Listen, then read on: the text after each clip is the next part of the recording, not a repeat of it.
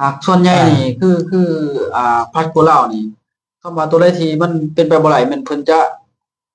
เบรกไว้แล้วเอาสิ่งที่เป็นไปได้เพื่อมาให้สมาชิกหรือทีมงานนี่ได้ไปเกิดว่าไปส้มใส่ไปทดลองไปขายเพื่อมีกำไรเนาะแม่นสรุปง่ายๆคือเพิ่นกันนะบ่ให้มีผลเสียหลังสมาชิกเนาะสินเป็นซอยญาติได้ว่าสินค้าของอื่นๆที่ผมเคยเห็นมาเนาะเป็นสินค้าที่บอกว่าเฮาไปขายแต่ต้นทุนที่เฮาซื้อมาจากบริษัทต้นทุนนี่เอาไปขายได้ต้นทุนเฮาก็จังมาคอยลงคะแนนเอาได้มันสิได้แต่โบนัสมันบ่สามารถได้กำไรขายปลีกไงบางบริษัทเนาะบางบริษัทอาจจะไปขายได้กำไรขายปลีกถ้าเขาขายเกินราคาหลายมันก็พี่น้องประชาชนเขาก็อาจสิบ่อันนี้เด้แต่ว่าของพาสโกลาวเป็นสินค้าที่บอกได้เลยบ่ว่าท่านสิซื้อแบบใดก็ตามสินค้าที่ซื้อมันมีหลายราคานะครับมี 4-5 ราคาแต่ละราคามันเป็นราคาที่บอกได้เลยว่าส่งเสริมให้ท่านเจริญเติบโตพร้อมท่านต้องมาอยู่ในจุดนี้ท่านสิได้ซื้อได้ในราคานี้มาอยู่จุดนี้สิซื้อได้ในราคานี้อยู่จุดนี้ซื้อได้ในราคานี้จังซี่นะบ่แม่นว่าทุกคนสิซื้อได้ในราคาเดียวกันท่านอาจจะเป็นผู้ซื้อผู้ใส่ธรรมดาท่านอาจซื้อได้ในราคานึงแต่ว่ามื้อใดก็ตามแต่ท่านมาเป็นสมาชิกท่านขยับตัวขึ้นมาเป็นผู้ขายผู้จำหน่ายท่านสิได้อีกราคานึงเมื่อท่านเข้ามาเป็นผู้ขยายผู้ต้องการสร้างทีมสร้างหยังท่านสิซื้อได้อีกในราคานึงท่านขึ้นมาสู่ตำแหน่งบริหารท่านอาจสิซื้อได้อีกราคานึงสินะมันสิได้ถึงลงบัดนี้แม่นมันมีระดับในการซื้อของสินค้าที่ในบัดสินค้าพวกที่เฮาซื้อไปบ่ว่าท่านสิซื้อกินซื้อใช้ธรรมดาหรือสิขายหรือสิขยายหรือสิจังไดก็แล้วแต่สินค้าทุกตัวท่านเอาไปจำหน่ายท่านได้กำไรแน่นอน 100% ได้กำไรตั้งแต่10% ถึง200ปลายกำไรมัน240 250หุ้นเลยนะครับกำไรมันได้เลยสูงแม่นท่านบ่ต้องการว่าข่อยบ่ต้องการแนวอื่นข่อยอยากเป็นซื้อมาขายไปซื่อๆท่านก็มีกำไรหลายเอาไงซะท่านมีกำไรหลายเลยบ่หลายบ่มีเลยทั้งหัวเนาะบ่มีเลยเนื่องจากว่าสินค้าของเฮารับรองว่าซื้อไปแล้วบ่มีตกค้างที่เว้ามานี่ที่ผมฟังมานี่แม่นควบเสียงบ่มีอยู่เลยมันเป็นลักษณะแท้เนาะคืออย่างท่านซื้อกาแฟเฮา1แฟรนไชส์ 14,000 ท่านเอาไปขายท่านได้กำไร 14,000 ซ้ำกับท่านซื้อเลยเท่าโตเลยครับกำไรเท่าโตเลยถือว่าเกินคุ้มเลยครับเนี่ยคุ้มเกินคุ้มเลยแม่นเพราะว่าถ้าท่านซื้อหลายท่านยิ่งได้ถึกแล้วยังบ่พอบริษัทมีโปรโมชั่นแถมให้ท่านพร้อมแถมทั้งเที่ยวทั้งปาร์ตี้อู้ยมากมายครับให้ท่านสุดยอดเนาะนี่ฟังไปแล้วยิ่งแบบว่าความแตกต่างที่คือผมเคยได้เห็นหลายๆบริษัทเหมือนกันก็เขาก็มีทิศทางของเขาอยู่แต่ว่าพอฟังคือ Plasco นี่ก็มันกลุ่มเสียงมันจะน้อยว่าง่ายซะน้อยวันที่8เขาสิลงแพร่นี่วันที่8เดือน6เขาสิลงแพร่นี่ตอนนี้เต็มเลยบริษัทเขารับแค่80ท่านครับผู้มาบ่ทันจนว่าผิดกันพุ่นแหละปิดได้เดียวปิดแล้วครับปิดแล้วท่านต้องรอบหน้าเพราะว่าเขารับแค่80ท่านเพราะว่าแพร่เพิ่นรับได้แค่นั้นบริษัทปิดมันอาหารเขาปิดมันเต็มมันหมองมันมีแค่นั้นเอาก็เลยเอาแค่80ท่านผู้ลังคนสาบ่ท่านเด้เพราะว่ามันมีการสื่อสินค้าเล็กๆน้อยๆท่านก็ได้งานร่วมงานปาร์ตี้เฮาแล้วนั่นนะมันเลยเฮ็ดให้พี่น้องเฮาอยากเข้ามาหลายแห่งบัดนี้แต่ว่าของอาหารรับได้แค่นั้นล้นเรือเลยเลยนี่แหละที่ระบบเนาะเป็นระบบที่ทางบริษัทพัดโกเพิ่นได้เขียนขอบเขตออกมาเนาะแล้วก็เฮ็ดให้การเลื่อนตลาดเนาะสิว่าเป็นผู้นำหรือว่าสิเป็นสมาชิกต่างๆที่ว่าได้ไม่เห็นแล้วสามารถเดินเวียกได้ง่ายเนาะอาจารย์เนาะเดินเวียกได้ง่ายที่ข้าพเจ้าฟังนี่เนาะเดินเวียกได้ง่ายแล้วก็บ่มีความเสี่ยงใดๆเนาะสิเป็นด้านสินค้าซื้อมากำไรกลับคืนโดยที่ว่าต้นทุนมันเดิมกำไรเท่าตัวเนาะกำไรเท่าตัวแต่ว่าความเสี่ยงก็บ่มีแหละแต่ว่าซื้อกินตอบโจทย์พร้อมนี่นะซื้อมาสามารถไปส่งต่ออะไรแบบบ่ต้องกังวลราคาเครื่องใจต่างๆเนาะมันเฮ็ดให้ความกระจ่างแจ้งเรื่องตัวสินค้าต่างๆก็มีเบิดสิเป็นเรื่องถูกต้องถูกใจถูกกฎหมายเนาะแล้วก็มีระบบรองรับต่างๆเนี่ยตัวนี้ก็ถือว่าเป็นจุดเด่นนะเพราะที่ Plasco เพิ่นได้เขียนขอบเขตนี้ออกมาเนาะอันนี้เป็นความคิดทางอาจารย์เนาะอาจารย์ท่านเพิ่นให้แนวทางว่าซะเนาะทางอาจารย์พวกนี้มีแนวได้แนวว่าที่จะให้ข้อคิดว่าความแตกต่าง ความแตกต่างนี่แหละ อันนี้มัน ที่ทางอาจารย์ทางเป็นบอกมาเมื่อกี้เนาะ พัดโกล่าเนาะพัดโกล่าเขามีระบบสองรูปแบบเนาะเขาสิบันเป็น SLM หรือ MLM นะ SLM คือเขาจะสร้างกลุ่มของ SLM เพื่อไปหากำไรเนาะมันเป็นธุรกิจว่าธุรกิจต้องมีการขายกำไรบ่ให้แต่ละทานที่เป็นตัวแทนหรือเป็นบุคคลบ่ให้ขาดทุนถ้าเป็นธุรกิจแล้วมันต้องหาเงินเข้าบ้านได้นะมันอันนี้มันก็เป็นโครงสร้างของระบบเนาะที่ท่านหลายท่านว่าเขามาคอร์สนะคอร์สคือครับเพราะว่าเขามาเรียนเพื่อไปสร้างกลุ่มของ SLM เพื่อไปขายนะทิศทางวิธีการเนาะทางวิธีการเขาเพราะว่าทุกบริษัทแต่ระบบคือกันนั่นแหละแต่ว่าระบบการนำใช้ของระบบมันคืออย่างนั้นแต่ว่าคือของพัดโกล่ามันเห็นชัดเจนว่าระบบของพัดโกล่าเขาคือปั่นนักขายให้เกิดผลเกิดประโยชน์จริงๆนะเพราะว่าให้เป็นทุกคนเนี่ยให้เป็นทุกคนเพื่อท่านที่เป็นต่อยอดเป็นสื่อไปขายในการซื้อขายในระบบมันแหละไปแต่ว่ามันเป็นระบบของการสื่อการขายของเป็นทั้งบริษัทออกแบบอันนี้ก็เป็นอีกมุมมองนึงอาจารย์เนาะที่ให้พ่อแม่ผู้ส่วนเข้าใจนี่ก็ทิศทางอาจารย์พวกพื้นให้ขอคิดเห็นว่าซักเนาะในการเดินตลาดบ่ในการนำใส่ตัวสินค้าผลิตภัณฑ์ต่างๆเนาะเพื่อเขาในสู่ระบบต่างๆนี้เนาะก็เป็นทิศทางที่ดีเนาะที่ว่าทางบริษัทเพิ่นเขียนออกมาแล้วก็เอาไปนำใส่เพื่อหมุนเกิดว่าผลพันขยายเดือนสมาชิกนี้เนาะอันนี้ทั้งสองฐานเบิดก็ให้ขอคิดเห็นในความแตกต่างระหว่างบริษัทอื่นๆแล้วก็บริษัทของพลัสโกนี้เนาะคือถ้าท่านขายท่านเป็นนักขายท่านขายบ่ได้บริษัทผ้าขายพอบริษัทซอยขายเลยซอยเลยท่านขยายบ่ได้บริษัทผ้าขยายเลยผ้าเฮ็ดเลยกับจับมือเฮ็ดโลดความแตกต่างจังได๋ที่ทั้งสองฐานเพิ่นได้ขึ้นกันว่าในระบบของ PG กับ PG ลาวเนาะกับองค์กรอื่นๆบ่นี่แหละเนาะที่ว่าจุดประเด็นเนี่ยที่เพิ่นให้มาแล้วแต่ว่าทางอาจารย์มีตัวใดเสริมเติมจริงๆก็คือยังทางอาจารย์มันก็เลยเว้ามาหลายเติมเนาะอย่างเกี่ยวกับว่าจุดเด่นจุดดีก็ขึ้นอยู่กับวิสัยทัศน์แล้วก็มุมมองของแต่ละทางเนาะจริงๆแล้วมันต้องเกื้อหนุนกันว่าจะเป็นอย่างสินค้าอย่างราคาสินค้า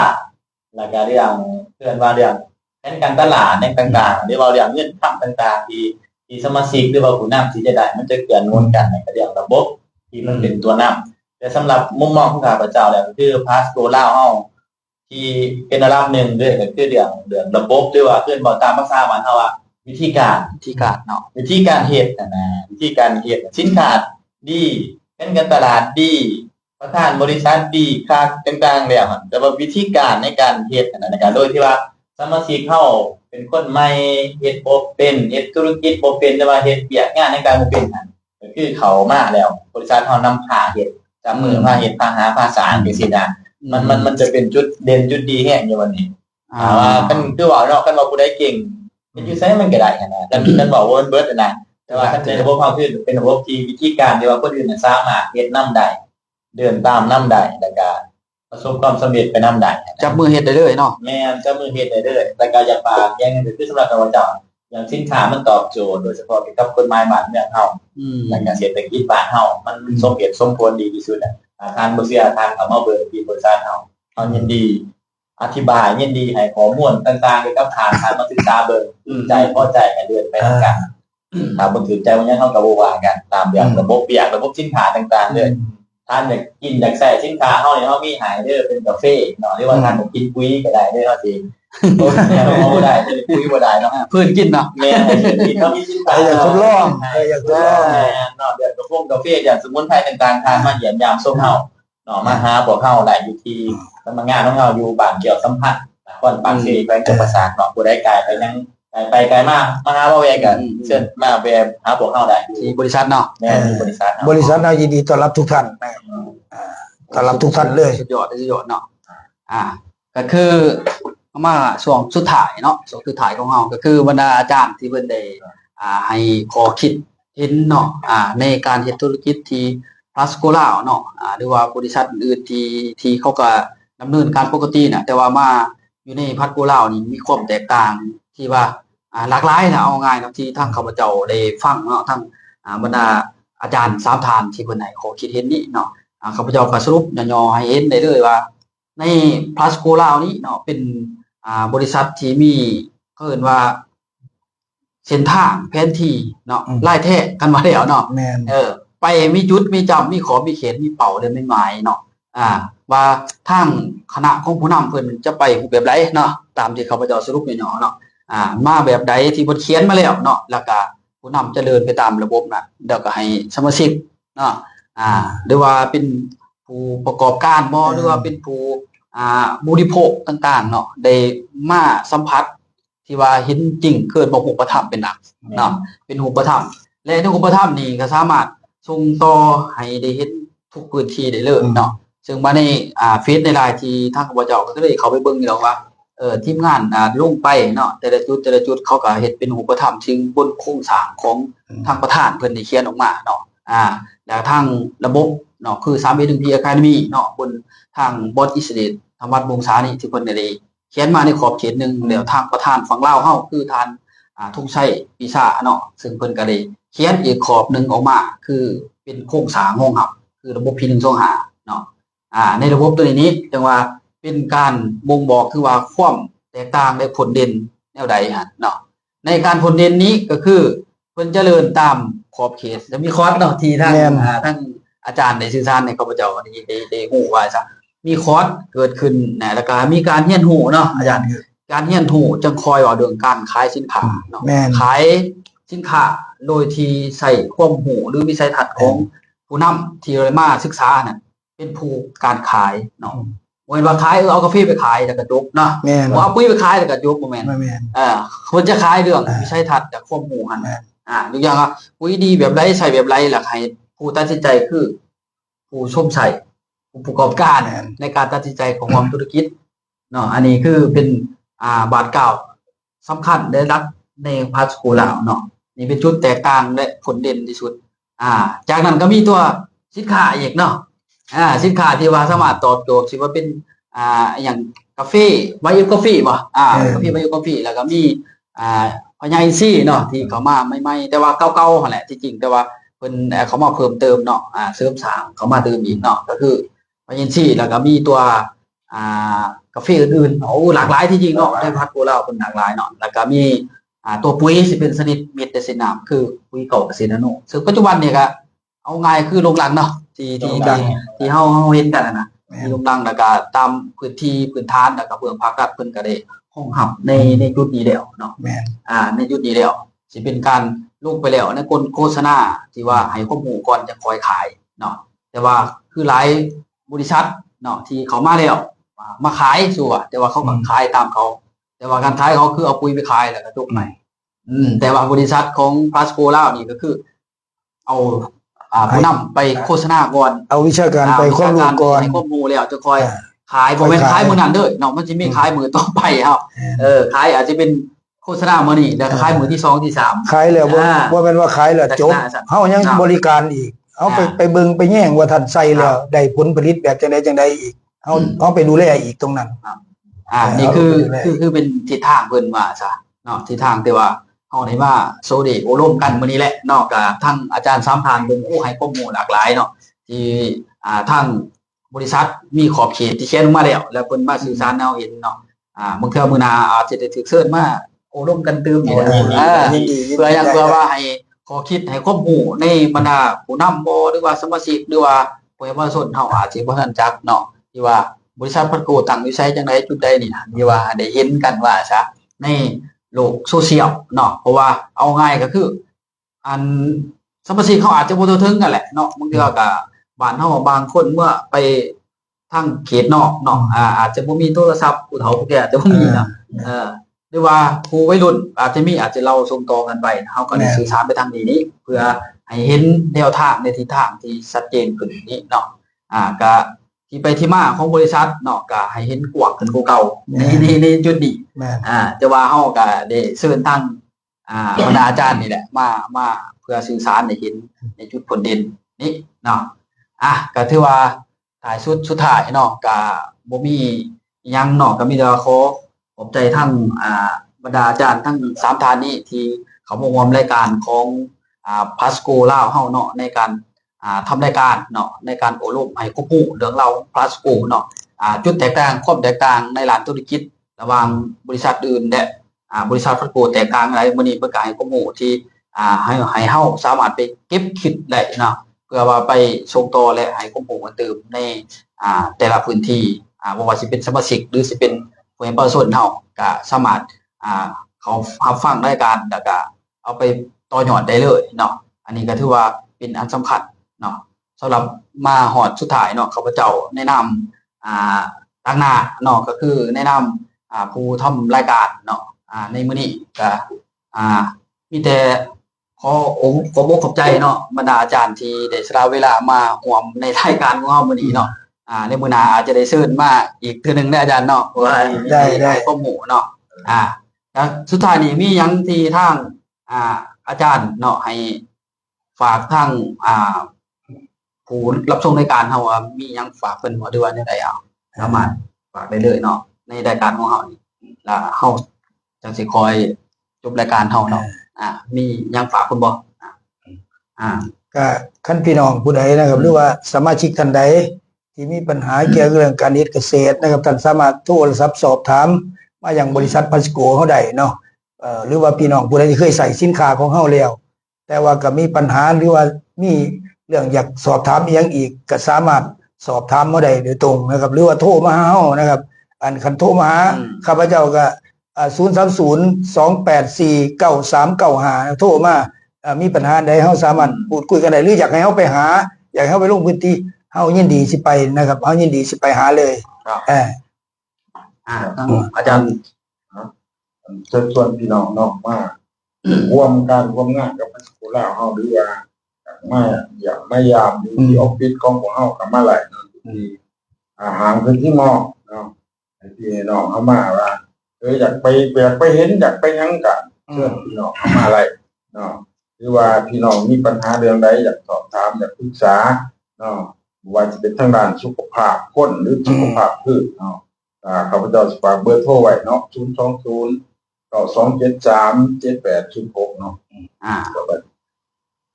ทั้งอาจารย์เนี่ยมียังฝากตือบ่สำหรับข้าพเจ้าเองเนาะในนามของผู้อำนวยการบริษัทพาสโกลาก็คือสิ่งที่เฮาได้อบรมกันในมื้อนี้ก็คือเป็นข้อมูลทางบริษัทพาสโกลาเฮาว่าทางใดที่มีความสนใจอยากเรียนรู้อยากศึกษาก็คือสามารถเข้ามาศึกษาเรียนรู้ได้เนาะหรือว่าจะมาหาพวกเฮาอยู่ที่สำนักงานเฮาตั้งอยู่บ้านเกี่ยวสัมพันธ์นครปากเซ่แขวงจำปาสักเนาะหรือว่าจะติดตามทั้งเพจของพาสโกลาวเฮาเนาะแต่ก็มีทั้งช่อง YouTube ยังต่างๆเนาะทางสามารถพิมพ์เข้าไปได้แต่บ่ว่าจะเป็นพิมพ์ทั้งภาษาลาวภาษาไทยภาษาอังกฤษยังต่างๆก็ได้เนาะเป็นพาสโกลาวหรือว่าเป็นเวอร์พีจีเนาะเป็นภาษาอังกฤษได้นึงแต่ว่าสำหรับการติดขอ2ทางในการติดต่อสำหรับข้าพเจ้าเองเนาะก็คือจะมีอยู่ก็คือเป็นเบอร์โทรเนาะ020-9939-4156เนาะนั่นก็จะมีทั้งเป็นFacebook ที่ว่าจะเป็นภาษาอังกฤษเนาะชื่อสันติสุขพิมพ์มาสอนทางพิมพ์เข้าไปได้ว่าจะเป็นเกี่ยวกับว่าในช่อง YouTube เนาะทางสามารถหาข้อมูลในต่างๆได้ก็คือชื่อช่อง YouTube ก็คือ PMS 22 Channel เนาะตัวนี้ว่าทุกท่านกดไลค์กดติดตามเนาะตัวนี้ทางสำนักข้าพเจ้าเนาะโอเคเนาะก็ถือว่าบรรดาทานที่เขามาร่วมรับชมรับฟังเนาะก็คือทางอาจารย์เพิ่นก็ได้ฝากแล้วเรื่องเล่าต่างๆแล้วก็บรรดาข้อมูลเพิ่นก็ว่าคือว่าทุกท่านสามารถเข้ามาเอาอบรมด้วยตัวของท่านเองหรือเรื่องทางโซเชียลต่างๆหรือว่าเบอร์โทรเพิ่นก็สามารถติดต่อได้ปรึกษาหารือกันเรื่องธุรกิจบ่ถือหารือเรื่องสุขภาพของผืนและสุขภาพของคนก็ได้เช่นเดียวกันเนาะเพราะว่าในหลายธุรกิจแตกต่างกันหลากหลายในปัจจุบันนี้เนาะฉะนั้นว่าเฮาต้องเบิ่งความเป็นจริงเนาะให้เป็นรูปธรรมหรือนามธรรมล้วนแล้วแต่มีผลลัพธ์ของมันในตัวเนาะฉะนั้นว่าเฮาต้องเอาความเป็นจริงมาเว้ากันในปัจจุบันนี้เนาะอยากให้ทุกท่านมาเบิ่งแนวทางจริงๆในแต่ละข้อที่เฮาได้อบรมกันมื้อนี้เนาะสำหรับข้าพเจ้าเนาะแนะนำตั้งหน้าในการดำเนินในการเนาะของพาสโกลาวเฮานี่เนาะเพื่ออบรมเรื่องเล่าความรู้เกี่ยวกับพาสโกลาวเนาะความแตกต่างกับบริษัทอื่นมื้อนี้เฮาก็ได้มาอบรมกันเนาะแต่ว่ามาสุดท้ายนี้ในรายการเฮาก็ถือว่ามาฮอดจุดที่เฮาจะอบรมกันเนาะสำเร็จเสร็จสิ้นเนาะเพื่อว่าให้ทุกท่านมาต่อยอดในจุดนี้เนาะ แล้วเขาเจ้าเพชรเสวียงเจริญพันธุ์และพร้อมโดยทางอาจารย์เนาะเขาเข้ามาสบายดี สบายดี สวัสดีครับ สบาย